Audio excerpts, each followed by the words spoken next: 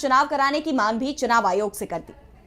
केजरीवाल ने चुनाव आयोग से कहा कि नवंबर में जब झारखंड और महाराष्ट्र में विधानसभा चुनाव होंगे तो उसी समय दिल्ली विधानसभा के चुनाव भी करा लिए जाए। लेकिन चुनाव आयोग इसके लिए तैयार होता नहीं दिखाई दे रहा है। दावा किया जा रहा है कि चुनाव आयोग फरवरी में ही चुनाव कराएगा। अगर मोदी सरकार की तरफ से निर्देश मिलते हैं तो ही चुनाव आयोग समय से पहले चुनाव कराएगा। इस बीच चुनाव आयोग की तरफ से भी संकेत मिलने लगे हैं कि केजरीवाल या दिल्ली सरकार की तरफ से लिखित में भी चुनाव नवंबर में कराए जाने की अगर डिमांड की जाती है तो भी इसे स्वीकार नहीं किया जाएगा। देखा जाए तो चुनाव आयोग पर बीजेपी के इशारे पर काम करने के आरोप कोई नए नहीं है और यहां भी ये आरोप एक बार फिर तेज हो सकते हैं अगर चुनाव आयोग ने केजरीवाल की मांग मानने से इनकार कर दिया है, जैसा कि फिलहाल चुनाव आयोग के तेवरों से नजर आ रहा है। वैसे दिल्ली विधानसभा का कार्यकाल फरवरी के आखिरी सप्ताह तक है, इसलिए चुनाव फरवरी में ही कराए जाएंगे। लेकिन अब केजरीवाल, चुनाव आयोग और मोदी सरकार दोनों को ही बड़ा झटका देने की तैयारी में है। दरअसल अभी केजरीवाल ने विधानसभा चुनाव कराने की मांग जरूर की है, लेकिन विधानसभा भंग करने से इनकार कर दिया है, जिसकी कोशिश बीजेपी लंबे समय से करती आई है।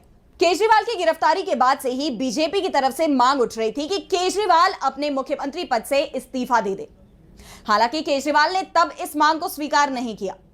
केजरीवाल की गिरफ्तारी के बाद से ही बीजेपी की तरफ से मांग उठ रही थी कि केजरीवाल को सीएम पद से इस्तीफा दे देना चाहिए। लेकिन केजरीवाल भी अपनी जिद पर डटे रहे और उन्होंने इस्तीफा नहीं दिया और जेल से ही दिल्ली की सरकार चलाई। लेकिन बीजेपी ने भी हार नहीं मानी और राष्ट्रपति को बीजेपी विधायकों ने चिट्ठी लिख दी कि केजरीवाल सरकार को बर्खास्त किया जाना चाहिए। चिट्ठी में दिल्ली में संवैधानिक संकट का हवाला दिया गया कि केजरीवाल दिल्ली से सरकार चला रहे हैं, जिससे कई सरकारी कामकाज रुके हुए हैं और दिल्ली की जनता को काफी मुश्किलों का सामना करना पड़ रहा है। ऐसे में राष्ट्रपति को सरकार को बर्खास्त कर देना चाहिए और राष्ट्रपति ने भी अपने फीडबैक के साथ इस चिट्ठी को गृह मंत्रालय को फॉरवर्ड कर दिया।